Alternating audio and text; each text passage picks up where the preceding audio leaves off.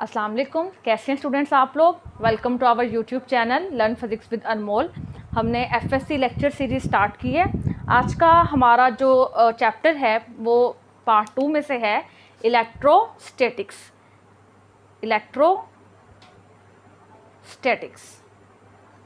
सबसे पहले हम चैप्टर का नेम डिस्कस कर लेते हैं कि what is mean by electrostatics. इस चैप्टर के अंदर हम क्या पढ़ेंगे।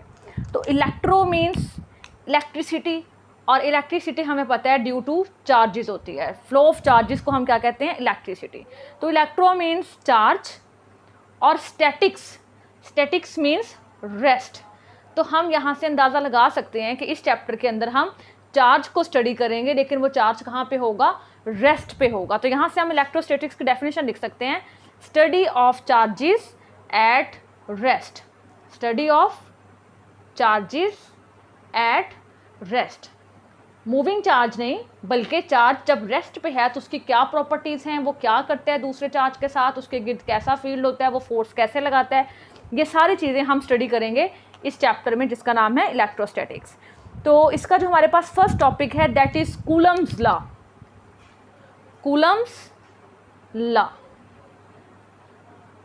अब हमें पता है कि हमारे पास दो तरह के चार्जेस हैं, एक पॉजिटिव चार्ज, एक को हमने नाम दिया नेगेटिव चार्ज का।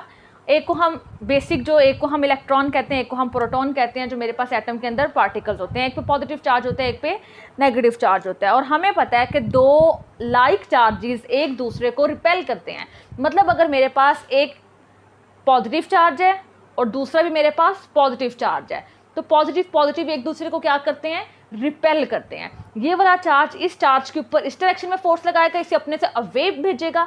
ये वाला चार्ज इसके ऊपर फोर्स लगाएगा, इसे अपने से अवे मूव करवाएगा। तो मेरे पास दो लाइक चार्जेस एक दूसरे को क्या करते हैं, रिपेल करते हैं। इसी तरह मेरे पास अगर पॉजिटिव की बजाय नेगेटिव चार्जेस हैं दो, ये भी नेगेटिव है, ये भी नेगेटिव है, तो अब भी एक दूसरे को क्या करेंगे, रिपेल करेंगे। ये वाला चार्ज इसके ऊपर फोर्स लगाएगा, ये वाला चार्ज इसके ऊपर, इन दोनों के ऊपर रिपल्जन की फोर्स लगेगी, अपने से एक दूसरे से दूर एक दूसरे के ऊपर फोर्स लगाएंगे। लेकिन अगर मेरे पास दो अनलाइक चार्जेस हों, एक पॉजिटिव चार्ज है और एक मेरे पास कौन सा चार्ज है, नेगेटिव चार्ज है, और हमें पता है कि दो अनलाइक चार्जेस एक दूसरे को अट्रैक्ट करते हैं। तो अब जो पॉजिटिव चार्ज है वो नेगेटिव को अपनी तरफ खींचेगा, अट्रैक्ट करेगा, तो इस डायरेक्शन के ऊपर फोर्स लगाएगा ये पॉजिटिव चार्ज इसके ऊपर। और ये जो चार्ज है इसके ऊपर जो फोर्स लगेगी माइनस क्यू की वजह से, वो इस डायरेक्शन में फोर्स लगेगी। तो आपकी ये दोनों फोर्सेस एक दूसरे के ऑपोजिट डायरेक्शन में, ये इसको अपनी तरफ खींच रहा है, ये इसको अपनी तरफ खींच रहा है। यहाँ से हमें पता लगा कि दो अनलाइक चार्जेस एक दूसरे को अट्रैक्ट करते हैं और दो लाइक चार्जेस एक दूसरे को रिपेल करते हैं। ये जो वेक्टर्स हैं ये मैं फोर्सेस को शो कर रही हूँ, फोर्सेस के डायरेक्शन को शो कर रही हूँ, ठीक है। इतना तो हमें पता है। अब कूलम्स ने क्या किया था, अब ये हमें कैसे पता लगेगा कि कितना अट्रैक्ट करते हैं, कितना रिपेल करते हैं, कितनी फोर्स लगाते हैं। यानी कि जो हमारे पास फोर्स की क्वांटिटेटिव मेजरमेंट है वो कूलम्स ने की थी। कूलम्स ने एक्सपेरिमेंट किया था और वहाँ से फिर उसने देखा था कि कितनी फोर्स लगाते हैं। Quantitative measurement of electric force की थी कूलम्स ने इन 1784, और जो रिजल्ट्स आए थे उसको फिर हमने एक लॉ की फॉर्म में कंपाइल किया और उस लॉ को हम बोलते हैं कूलम्स लॉ बोलते हैं। कूलम्स लॉ की हम स्टेटमेंट देख लेते हैं कि कूलम्स लॉ की मेरे पास स्टेटमेंट क्या है, जो एक्सपेरिमेंट करने के बाद रिजल्ट्स आए थे वो क्या थे। तो द फोर्स बिटवीन या electric force between 2 point charges, ये मैं स्टेटमेंट लिख रही हूँ, the electric force between 2 point charges is directly proportional to the product of magnitude of charges and inversely proportional to the square of distance between them। वो कहते हैं कि जो इलेक्ट्रिक फोर्स है दो पॉइंट चार्जेस के दरमियान, वो डायरेक्टली प्रोपोर्शनल है उनके चार्जेस की प्रोडक्ट की, उन चार्जेस की मैग्नीट्यूड के प्रोडक्ट के, और इन्वर्सली प्रोपोर्शनल है उनके दरमियान जो डिस्टेंस है उसके स्क्वायर के। तो हम यहाँ पे अज्यूम करते हैं कि लेट्स सपोज मेरे पास दो चार्जेस हैं, एक मेरे पास चार्ज प्लस क्यू है, इस चार्ज को मैं कह देती हूँ Q1, और एक मेरे पास चार्ज है Q2। ये दोनों पॉजिटिव चार्ज हैं, इनके दरमियान जो डिस्टेंस है मेरे पास, ये लेट्स सपोज ये डिस्टेंस R है। अब ये दोनों एक दूसरे के ऊपर क्या लगाएंगे, फोर्स लगाएंगे, ये वाला चार्ज इसके ऊपर फोर्स लगाएगा रिपल्जन फोर्स इस डायरेक्शन में, ये वाला चार्ज इसके ऊपर फोर्स लगाएगा रिपल्जन फोर्स इस डायरेक्शन में। अब वो कहते हैं कि जो इलेक्ट्रिक फोर्स है दोनों चार्जेस के दरमियान वो डायरेक्टली प्रोपोर्शनल किसके है, तो हम यहाँ पे लिख लेते हैं कि लेट्स सपोज फोर्स F है that is directly proportional to product of magnitude of charges, charges की मैग्नीट्यूड के प्रोडक्ट के। तो यहाँ पे मेरे पास Q1 Q2 ये चार्जेस की मैग्नीट्यूड की प्रोडक्ट आ गई, और इनवर्सली प्रोपोर्शनल किसके है, square of the distance between them, इन दोनों के दरमियान जो डिस्टेंस है r उसके स्क्वायर के इनवर्सली प्रोपोर्शनल है। तो जब इसे हम कंबाइन करके लिखूंगे तो मेरे पास ये आ जाएगी एक्सप्रेशन। अब यहाँ से मैं कांस्टेंट लगाऊंगी, प्रोपोर्शनैलिटी कांस्टेंट, तो आपके पास आ जाएगा F इज इक्वल टू के Q1 Q2 over R square, और इसके अंदर K मेरे पास क्या है, K प्रोपोर्शनैलिटी कांस्टेंट है। यहाँ पे आपने नोट किया मैंने लफ्ज़ यूज़ किया पॉइंट चार्जेस। पॉइंट चार्जेस कौन से चार्जेस होते हैं, ऐसे चार्ज जिनका साइज बहुत छोटा है या जिनकी डायमेंशंस कोई डायमेंशंस नहीं है, या हम बोलते हैं कि as compare to the distance between two charges, ये जो साइज़ है इन चार्जेस का ये बहुत छोटा होना चाहिए, ऐसे चार्जेस को हम कहते हैं पॉइंट चार्जेस। ठीक है, तो अब यहाँ पे मेरे पास K क्या है, प्रोपोर्शनैलिटी कांस्टेंट है, इसको हम कूलम्स कांस्टेंट भी कहते हैं, और ये किस चीज़ पे डिपेंड करता है पहले हम ये देखेंगे, फिर हम देखेंगे कि इसकी एक्सपेरिमेंटल वैल्यू क्या है, इसकी मेरे पास वैल्यू क्या है। तो हम देखते हैं कि K हमारे पास किन फैक्टर्स के ऊपर डिपेंड करता है। K मेरे पास दो चीज़ों पे डिपेंड करता है, एक K डिपेंड करता है nature of medium between the charges. मेरे पास दो चार्जेस हैं, इन दो चार्जेस के दरमियान मीडियम क्या है, क्या यहाँ पे मैंने कोई वैक्यूम क्रिएट की है, या यहाँ पे मेरे पास कोई लकड़ी पड़ी है, कोई प्लास्टिक है, रबर है, क्या चीज़ है इन दो चार्जेस के दरमियान, इस पे K की वैल्यू डिपेंड करती है। तो हम वहाँ पे फर्स्ट पॉइंट लिख लेते हैं, K किस पे डिपेंड करता है, nature of medium between charges, nature of medium पे डिपेंड करता है। और दूसरा K किस पे डिपेंड करता है, K सिस्टम ऑफ यूनिट्स पे डिपेंड करता है कि मैंने जो अपने वैल्यूज़ हैं वो किस सिस्टम में ली हैं, सिस्टम ऑफ यूनिट्स पे डिपेंड करता है। मतलब जो मैंने F की वैल्यू नोट की है ये मेरे पास न्यूटन में है, डायन्स में है, किस सिस्टम में मैंने किया है, CGS में की है, MKS में की है, जो चार्जेस हैं ये मैंने किस सिस्टम ऑफ यूनिट्स में लिए हैं, जो लेंथ है, डिस्टेंस है, ये मैंने किस सिस्टम ऑफ यूनिट्स पे लिया है। तो जैसे मैं सिस्टम ऑफ यूनिट्स बदलूंगी इन सब चीज़ों की वैल्यूज़ बदलेंगी तो K की वैल्यू भी चेंज हो जाएगी। तो मेरे पास नेचर ऑफ मीडियम पे डिपेंड करता है और K सिस्टम ऑफ यूनिट्स पे डिपेंड करता है। तो अगर मेरे पास इन दो चार्जेस के दरमियान फ्री स्पेस हो, कोई मीडियम ना हो, तो K की वैल्यू क्या होगी, इन फ्री स्पेस, यानी कि जब मैं इन दोनों चार्जेस के दरमियान क्या कंसिडर कर रही हूँ, वैक्यूम कंसिडर कर रही हूँ, तो आपके पास K की वैल्यू जो आती है that is equal to 1/4 pi epsilon naught. अब एप्सिलॉन नॉट इसके अंदर क्या है, that is called permittivity of free space, permittivity of free space. और इसकी वैल्यू मेरे पास क्या होती है, इसकी वैल्यू आपके पास होती है 8.85 10⁻⁻12 इसकी वैल्यू होती है। अब परमिटिविटी ऑफ फ्री स्पेस का क्या मतलब है कि आपके पास जो फ्री स्पेस है ये कितनी फोर्स को गुजरने देती है, एबिलिटी ऑफ इलेक्ट्रिक फील्ड, ठीक है, कि ये जो स्पेस है फ्री स्पेस ये कितने फील्ड को या कितनी फोर्स को यहाँ से गुजरने देती है, ये आपके पास क्या है, परमिटिविटी ऑफ फ्री स्पेस है। और इसकी वैल्यू हमने देखी है 8.85 10⁻⁻12 है। अब इसकी वैल्यू पुट करेंगे, पाई मेरे पास कांस्टेंट है, 4 कांस्टेंट है, इसको सॉल्व करें तो K की मेरे पास वैल्यू आती है, K इज इक्वल टू, इन सब वैल्यूज़ को सॉल्व करें कैलकुलेटर से तो जो K की वैल्यू आती है दैट इज इक्वल टू 9 × 10⁻⁹, ठीक है। और इसके यूनिट्स मेरे पास क्या बनेंगे, यूनिट्स को हम रटा नहीं लगाते, हम इसको निकाल लेते हैं। जैसे हमने अभी लिखा था फोर्स किसके इक्वल है, K Q1 Q2 over R square. तो यहाँ से आपने अगर K के यूनिट निकालने हैं तो R स्क्वायर को मल्टीप्लाई करेंगे तो आपके पास फोर्स का यूनिट क्या है, न्यूटन, R स्क्वायर का यूनिट क्या है, मीटर स्क्वायर, और Q1 और Q2 क्या हो जाएंगे, नीचे डिवाइड हो जाएंगे तो पर कूलम स्क्वायर। ये मेरे पास किसकी वैल्यू आ जाएगी, K की वैल्यू आ जाएगी। और आप देख रहे हो K और एप्सिलॉन नॉट एक दूसरे के इनवर्स हैं, तो हमारे पास एप्सिलॉन नॉट की वैल्यू फिर साथ यूनिट में क्या लिखूंगी, ये आपके पास आ जाएगी कूलम स्क्वायर पर न्यूटन और पर मीटर स्क्वायर। ये मेरे पास एप्सिलॉन नॉट की वैल्यू है और ये मेरे पास K की वैल्यू आ गई है 9 × 10⁻⁹ न्यूटन मीटर स्क्वायर पर कूलम स्क्वायर। नेक्स्ट हम देखते हैं इफेक्ट ऑफ मीडियम, कि अगर मेरे पास दो चार्जेस के दरमियान वैक्यूम नहीं है बल्कि हम कोई मीडियम प्लेस कर देते हैं, कोई डाइलेक्ट्रिक मीडियम हम बोलते हैं किसी इंसुलेटर को। तो कोई भी इंसुलेटर मीडियम, आपके पास प्लास्टिक है, रबर है, वुड है, हम कोई भी अगर इंसुलेटर मीडियम दरमियान में चार्जेस के रखते हैं तो हमारे पास इलेक्ट्रिक फोर्स पे क्या इफेक्ट होगा, नेक्स्ट हमने ये देखना है।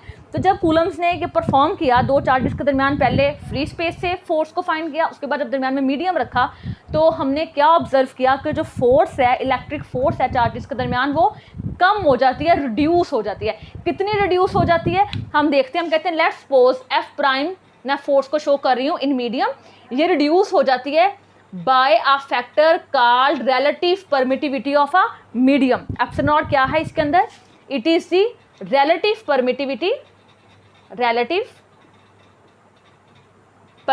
Of medium.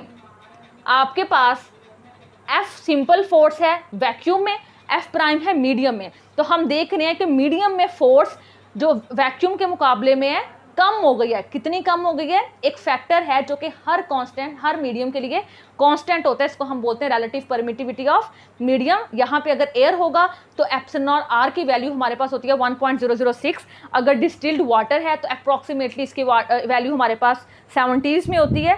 तो ये हम देख रहे हैं कि मेरे पास मीडियम के क्या इफेक्ट हुआ है कि फोर्स हमारे पास रिड्यूस हो गई है। ठीक है, कितनी रिड्यूस हो गई है ये डिपेंड करता है उस मीडियम पे जिसको हमने दो चार्जेस के दरमियान प्लेस किया है, क्योंकि एप्सिलॉन आर की वैल्यू हर मीडियम के लिए डिफरेंट होती है। रिलेटिव परमिटिविटी ऑफ मीडियम का क्या मतलब है कि आपके पास वैक्यूम के लिहाज से मीडियम की परमिटिविटी क्या है।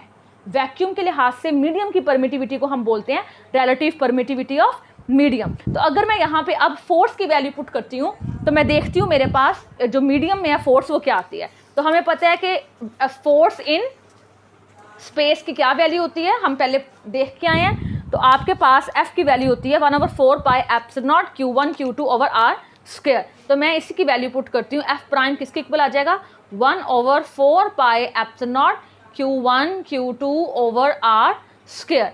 और मेरे पास डिवाइड कौन सा फैक्टर हो रहा है, एप्सिलॉन नॉट R, तो इसको भी मैं यहाँ पे लिख देती हूँ। तो आप देख रहे हो कि मेरे पास मीडियम में फिर क्या हुआ है, K की वैल्यू चेंज हो गई है। अब मेरे पास K की क्या वैल्यू है, K को मैं K प्राइम लिख देती हूँ जो कि मीडियम में है, that is equal to 1/4 pi epsilon naught into epsilon naught R। तो हमें यहाँ से पता लगा कि मीडियम्स को रखने से हमेशा जो इलेक्ट्रिक फोर्स है वो रिड्यूस हो जाती है, कम हो जाती है। ये बात आपने याद रखनी है। हमने जो मीडियम रखा है वो डाइलेक्ट्रिक है, मतलब इंसुलेटर है। और इंसुलेटर के केस में एप्सिलॉन आर की वैल्यू हमेशा ग्रेटर देन 1 होती है। जब ग्रेटर देन 1 होगी, 1 से बड़ी टर्म से आप डिवाइड करेंगे तो आंसर हमेशा आपके पास छोटा आएगा F से। ठीक है, वैक्यूम में ER की वैल्यू 1 होती है। और अगर हम बात करें किसी मेटल की या किसी कंडक्टर की तो उसके अंदर ER की वैल्यू, रिलेटिव परमिटिविटी की वैल्यू अप्रॉक्सीमेटली इन्फिनिटी हो जाती है। तो हमने इस चक्कर में नहीं पढ़ना, हमारी बुक ने डाइलेक्ट्रिक को डिस्कस किया है तो हमने भी डाइलेक्ट्रिक में एप्सिलॉन आर की वैल्यू देख लिया, that is always greater than 1। अब हम देखते हैं vector form of Coulomb's law. हमने कूलम्स लॉ में इलेक्ट्रिक फोर्स को डिस्कस किया और हमें पता है फोर्स एक वेक्टर क्वांटिटी होती है और वेक्टर क्वांटिटी के डायरेक्शन भी होती है, लेकिन अब तक हमने सिर्फ उसकी मैग्नीट्यूड को डिस्कस किया। आपने देखा हमने लिखा F equal to K Q1 Q2 over R square, हमने उसके डायरेक्शन को डिस्कस नहीं किया। तो अब हम डायरेक्शन डिस्कस करते हैं। तो लेट्स सपोज मेरे पास दो चार्जेस हैं, एक चार्ज है प्लस Q1 और एक मेरे पास चार्ज है प्लस Q2। ये मेरे पास दो चार्जेस हैं, इनके दरमियान जो डिस्टेंस है वो मेरे पास R है। अब आपको पता है कि दोनों चार्जेस कौन से चार्जेस हैं, लाइक चार्जेस हैं, एक दूसरे को क्या करेंगे, रिपेल करेंगे, एक दूसरे के ऊपर फोर्स लगाएंगे। तो जो Q1 चार्ज है ये Q2 के ऊपर फोर्स लगाएगा, force on Q2 bye Q1। Q2 के ऊपर फोर्स लग रही है तो इसकी डायरेक्शन ये होगी, क्योंकि पॉजिटिव है ये इसको अपने से दूर भेजेगा, रिपेल करेगा, तो ये वाली डायरेक्शन मेरे पास क्या है, फोर्स की डायरेक्शन। और इसको हम फिर किससे लिखेंगे, इसको हम लिखेंगे F21 से। ये सिंपल नोटेशन आपने याद रखनी है। सबस्क्रिप्ट में हम पहले वो लिखते हैं जिसके ऊपर फोर्स लग रही है और जो लगा रहा है उसको हम बाद में लिखेंगे। तो F21 कौन सी फोर्स है, जो Q2 पे लग रही है ड्यू टू Q1। तो यहाँ पे मैंने लिख दिया कि मेरे पास ये F21 फोर्स कौन सी है, ऑन Q2 बाय Q1। अब इसकी मेरे पास मैग्नीट्यूड क्या होगी, हम पहले पढ़ के आए हैं, इसके दरमियान में इस टाइम मैं फ्री स्पेस कंसिडर कर रही हूँ। तो मेरे पास इसकी वैल्यू आ जाएगी 1/4 pi epsilon naught Q1 Q2 और दोनों के दरमियान जो डिस्टेंस है वो R स्क्वायर है। यहाँ पे सिर्फ अभी तक मैंने फोर्स की मैग्नीट्यूड लिखी है, डायरेक्शन नहीं लिखी। तो डायरेक्शन किससे शो करेंगे? हमने पढ़ा था पार्ट 1 फिजिक्स में कि डायरेक्शन को हम यूनिट वेक्टर से शो करते हैं। तो यूनिट वेक्टर हमेशा जिस वेक्टर के डायरेक्शन शो करते हैं उसी के डायरेक्शन में होता है। यूनिट वेक्टर की मैग्नीट्यूड क्या होती है? 1 होती है। तो मैं फोर्स के डायरेक्शन में यूनिट वेक्टर शो करूंगी, तो ये मेरे पास यूनिट वेक्टर की डायरेक्शन है। और यूनिट वेक्टर मेरे पास कौन सा होगा? क्योंकि F21 की डायरेक्शन में है, तो यूनिट वेक्टर को मैं लिख रही हूँ R21 कैप से। तो फिर यहाँ पे फोर्स के डायरेक्शन को शो करने के लिए साथ में क्या लगा रही हूँ? यूनिट वेक्टर लगा रही हूँ R21। इस तरह से मैंने फोर्स लगा ली है ऑन Q2 बाय Q1। इसी तरह आपके पास जो Q2 चार्ज है ये भी फोर्स लगा रहा है Q1 पे, तो ये मैं शो कर रही हूँ वो फोर्स जो Q2 लगा रहा है Q1 के ऊपर। आप देख रहे हो इसको अपनी तरफ से दूर खींचेगा, रिपेल करेगा, तो ये डायरेक्शन मेरे पास किसकी होगी? फोर्स की होगी। और क्योंकि Q1 पे लग रही है ड्यू टू Q2, तो हम इसको क्या लिखेंगे? F12 लिखेंगे। तो यहाँ पे हम लिख लेते हैं कि force on Q1, force on Q1 by Q2। Q1 पे जो फोर्स लग रही है और कौन लगा रहा है? Q2 चार्ज लगा रहा है, that is equal to F12। और ये किसके इक्वल होगी? 1/4 pi epsilon naught Q1 Q2 over R square. यहाँ तक मैंने सिर्फ लिखी है मैग्नीट्यूड। फोर्स की डायरेक्शन भी चाहिए और मुझे पता है किसी भी वेक्टर के डायरेक्शन को शो करने के लिए हम किसको यूज करते हैं? यूनिट वेक्टर को। उसी वेक्टर के डायरेक्शन में उसकी मैग्नीट्यूड क्या लेते हैं? 1 लेते हैं। तो ये वेक्टर मेरे पास यूनिट वेक्टर R12 कैप इसकी डायरेक्शन को शो कर रहा है, तो यहाँ पे मैं लिख रही हूँ R12 कैप जो कि इसके डायरेक्शन को शो कर रहा है। ओके, अब मुझे नजर आ रहा है कि मेरे पास जो यूनिट वेक्टर्स हैं इनकी डायरेक्शन एक दूसरे के क्या है? ऑपोजिट है। और मैग्नीट्यूड तो हमेशा यूनिट वेक्टर्स के क्या होती है? 1 होती है। तो मैं यहां से ये रिलेशन लिख सकती हूं कि मेरे पास R12 cap is equal to -R21 cap. अब आप देख रहे हो कि दोनों कि मैग्नीट्यूड तो इक्वल होगी क्योंकि यूनिट वेक्टर की डायरेक्शन मैग्नीट्यूड हमेशा क्या होती है? 1। लेकिन माइनस साइन क्या बता रहा है? कि इन दोनों की डायरेक्शन एक दूसरे का ऑपोजिट है। और आप देख रहे हो कि इन दोनों की डायरेक्शन क्या है? एक दूसरे के ऑपोजिट है। अगर इस रिलेशन को मैं पुट करूं किसी इस इक्वेशन में, तो मुझे फोर्स का भी पता लग जाएगा कि फोर्स की मैग्नीट्यूड क्या होगी जो एक दूसरे के ऊपर लग रही है और इनकी डायरेक्शन क्या होगी। तो ऐसा करते हैं कि मेरे पास इसको मैं कह देती हूँ इक्वेशन नंबर 1। तो इस रिलेशन को हम इक्वेशन नंबर 1 में पुट करते हैं। R12 की जगह क्या पुट करना है? मैंने -R21 पुट करना है और देखना है कि मेरे पास क्या आता है। तो मेरे पास क्या बनेगा? F12 is equal to 1/4 pi epsilon naught Q1 Q2 over R square. R12 की जगह मैंने क्या लिखना है? -R21 उसकी वैल्यू पुट की है क्योंकि हमें पता है कि दोनों एक दूसरे के इक्वल है, सिर्फ डायरेक्शन ऑपोजिट है। तो ये माइनस का साइन मैं शुरू में ले आती हूँ, माइनस को स्टार्ट में लिख लिया, बाकी मेरे पास बना 1/4 pi epsilon naught Q1 Q2 over R square into R21 cap. अगर आप देखो तो जो पूरी ब्रैकेट वाली टर्म है ये वाली इक्वेशन नहीं बन रही है आपके पास? 1/4 pi epsilon naught Q1 Q2 over R square into R21 cap. तो इस पूरे की जगह मैं क्या लिख सकती हूँ? F21 लिख सकती हूँ। तो हम यहाँ पे लिखते हैं इस पूरे जो ब्रैकेट है इसकी जगह मैंने क्या लिखना है? F21 लिखना है। तो हम इसको रेज कर लेते हैं, और हम इसकी जगह क्या लिखेंगे? F21 लिखेंगे। तो आपके पास क्या बना? F12 is equal to minus, और इसका की जगह क्या आ जाएगा? F21। यहां से हमें क्या मिल रहा है? क्या रिजल्ट मिल रहा है? कि जो दोनों फोर्सेस हैं that are equal in magnitude, उनकी मैग्नीट्यूड क्या है? इक्वल। लेकिन माइनस का साइन क्या बता रहा है? कि उनकी डायरेक्शन ऑपोजिट है। ठीक है, तो ये बहुत बड़ा रिजल्ट है कि दोनों की मैग्नीट्यूड इक्वल है लेकिन डायरेक्शन क्या है? ऑपोजिट। आपने ये बात याद रखनी है कि Q1 Q2 की जो भी वैल्यू हो, दोनों फोर्सेस जो लग रही हैं उनकी मैग्नीट्यूड हमेशा इक्वल होगी। ये इंपॉर्टेंट MCQs आता है और बच्चे इसमें कंफ्यूज हो जाते हैं। जैसे अगर मैं कहूँ लेट्स सपोज ये मेरे पास चार्ज है, एक आपके पास Q1 या Q चार्ज है, 1 कूलम का हो सकता है, और यहाँ पे मेरे चार्ज है 3Q।